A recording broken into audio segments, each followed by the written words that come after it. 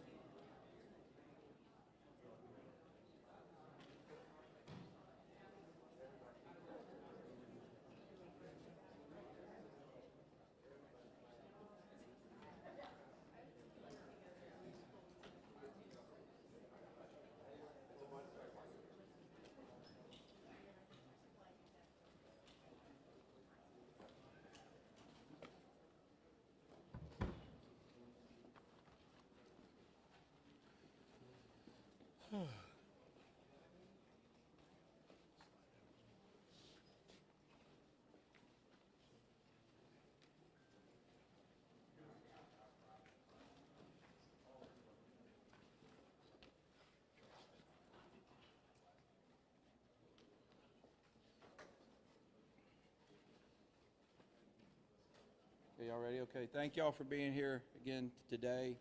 Larry Letha, Kerr County Sheriff. I'm going to kind of go over some brief notes with y'all real quick, then I'm going to pass it on to the mayor.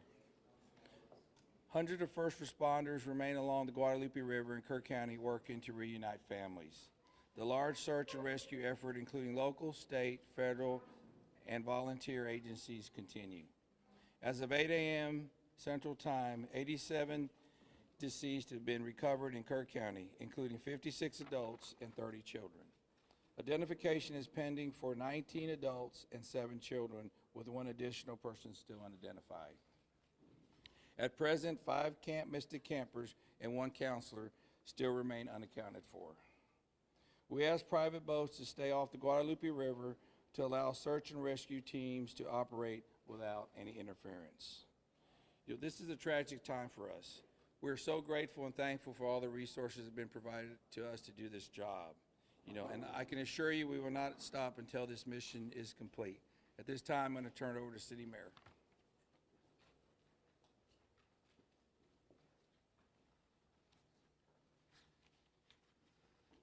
Thank you for being here. I'm Joe Herring Jr. I'm Mayor of the City of Kerrville.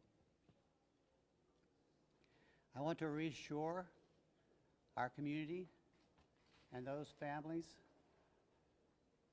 that the city, the county, the state, and the federal experts are working together, not separately, but as one team. If you go inside the Emergency Operations Center, you don't see silos. You see one team. I want to talk briefly about in-kind donations. The outpouring of generosity has been tremendous, and we are grateful. We are working on a new system to accept donations. And when those plans are complete, we will post them online on the city's Facebook page. We are grateful. We need a new system to handle the generosity of the world. Financial donations can still go to communityfoundation.net. That's the community foundation of the Texas Hill Country. Again, we are grateful for the generosity of the world. Over and over, I've asked you to pray. It occurred to me that I haven't asked you for what to pray specifically. Please pray for those who mourn, for those who wait, and for those who help. Now I'd like to call on Lieutenant Colonel Ben Baker.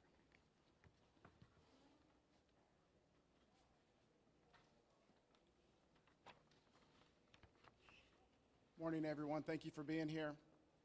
My name is Ben Baker, Lieutenant Colonel for Texas Game Wardens. I'd like to start out by thanking the Mayor, Sheriff, Chief, our local state partners, Texas Department of Public Safety, and the many others that have responded to this tragic event. We as Texas are strong, and together we face adversity. Your Texas Game Wardens responded in the early mornings of Friday to this tragic event, along with many other local and state partners.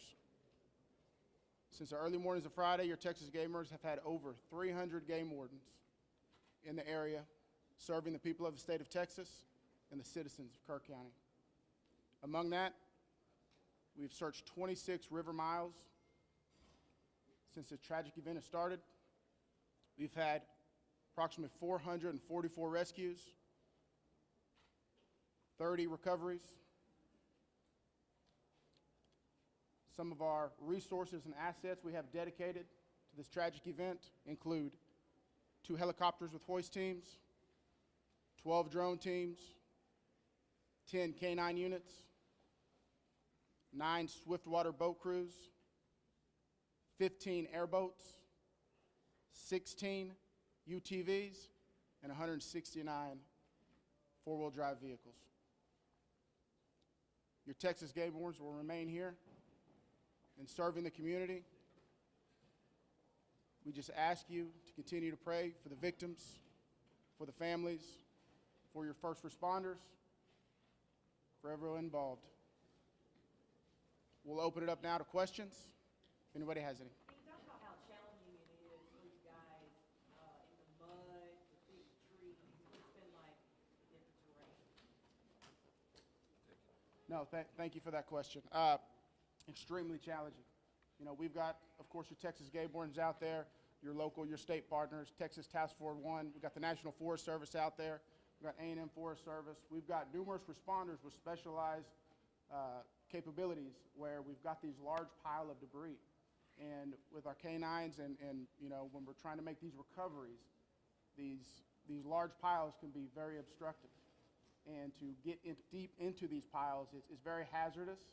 And those specialized teams have to go in there layer by layer because our first responders, also the safety of them is concerned.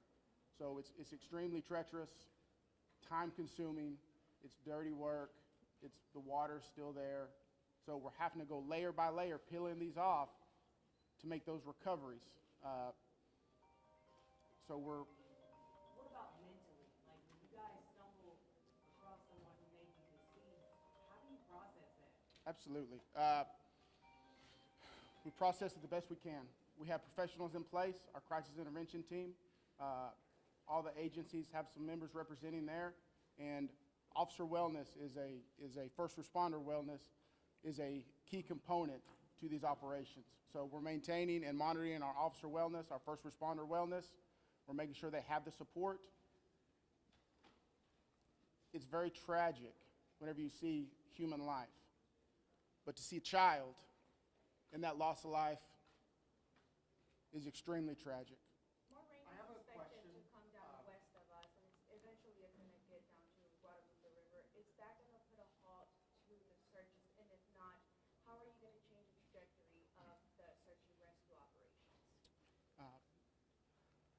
So with the water coming down, that is always a concern, and I'm sure you've been monitoring the last couple of days where we've had some reports of maybe some additional water coming in. Obviously, that's going to impact the search and recovery efforts. You know, us with numerous other agencies do have air capabilities, drone capabilities. We've got numerous fixed wing, rotary helicopters here. So it will alter our patrol patterns and alter our searches, but it won't deter them. I have Can a you question for the, outline for what the sir. specific discussions and actions were taken between the time the first flood emergency alert came in at 1:14 a.m. and then when the river first started flooding and hours later? What were the specific actions and discussions that happened in those hours? Can you repeat that again, please? Sure, absolutely. I would like to know if you could outline, please, what the specific actions and discussions were that local officials took between 1:14 a.m., that's when the first flood emergency alert came out, and hours later when the river first started flooding. What happened in those hours? What I can tell you, when I was first notified, it was around the 4 to 5 area. One of my sergeants was in dispatch when the first calls started coming in, the actual 911 calls come in. It was between 4 and 5 when I got notified. Okay, but prior to that, in that 3 to 4 area, my understanding is, and we're in the process of trying to put a timeline. You know, that's going to take a little bit of time. As I've told you several times, that is not my priority this time. There's 3 priorities. That's locating the people out there, identifying and notifying the next of kin. That is what I'm taking as my job as sheriff here to do. Okay. With all due respect, sir, I think that the community here is asking these questions. What happened? When did it happen? Was the emergency manager awake at the time? Did they push the button to issue an emergency alert? Sir, it's not that easy when you just push a button, okay? There's a lot more to that. And The we've told you conversation several is that, I times. understand. So did it happen, sir? I can't tell you at this time, okay? You can't tell me if the emergency manager of the county Sheriff, actually issued an emergency Sheriff, alert. okay, Sheriff, who Shimon, is just give me a second. Emergency Answer the question. Operations Center? Who Let runs him answer the question. the Emergency Operations I'll come back to you. I'm going nowhere. Appreciate it. Who runs the Emergency Operations Center? We have a communication center, a dispatch, okay? We have a communication center. That's where the calls actually go to the police department, then they're forwarded to Right, us. but leading up to this, in monitoring the weather, there is, in any large city, in any state, there's an Office of Emergency Management that is monitoring the weather, that is watching and listening and getting briefings. Who was getting those briefings in this city, in this county? Who was receiving that information? And who would have ultimately made the decision to evacuate, hearing what was coming in from the Weather Service and others? Okay, what we would have done, when we get notified, okay, I'm gonna tell you that. You're not emergency management though, right? The sheriff's not EOC. No, there is no, I meant as the city. Yeah, help me with that. So we understand you have many questions. Hang on. No, I understand, but you're not gonna answer the question because that's up to the city manager and the mayor to answer the Correct. question. County emergency. We understand you have many questions. The judge is not here. We understand that, but right now, this team up here is focused on bringing people home. That's our focus. All those questions will be answered, but the priority right now It seems like you're dumping is bringing the- people home. We totally understand that, and we value the incredible work that is being done by those first responders. We're seeing them out there muddy and sweaty and grinding it out day after day. But your community is asking these questions.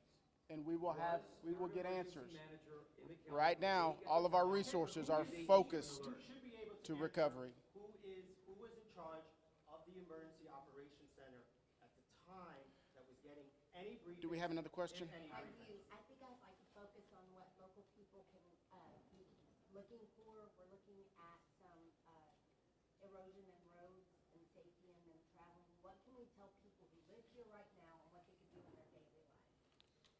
Should they worry about traveling on roads? Do we know anything about that infrastructure? Sure, absolutely. Jonathan Lamb, Kerville Police Department. So we know that there's substantial road damage.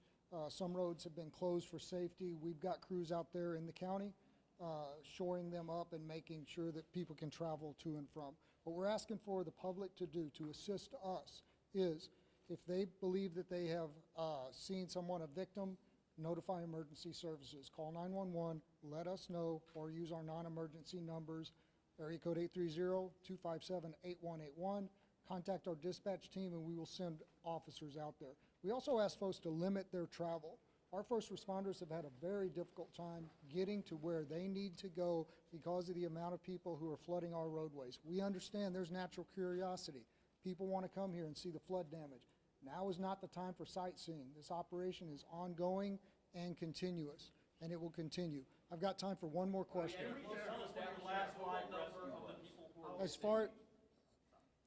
Last question. As far as I know, the last live rescue, unless there's new information, and I don't believe there is, was made on Friday. All right, I'm afraid that's going to have to do it for this morning. Can someone answer if the bodies have been released to the families, Sheriff? Excuse me. Have the bodies been released to the families? Some. I mean, they're at autopsy. I mean, How many are still missing? Do we have an estimate among the general population, not just the girls from Mystic, even just credible reports? Is it hundreds still? Is there any estimate among the general population of how many people are no. missing? I've told y'all several times, it's hard to know that number. No, we don't. I know the numbers that we have found, and that's all I know. You still don't want to tell us who was All right, so we're going to continue our operations. The next time that we're going to be in front of y'all will be at 5 p.m. right back here. If there is a critical update, again, we'll provide that information to you through the contact list that you have provided to us. Thank y'all. We appreciate it.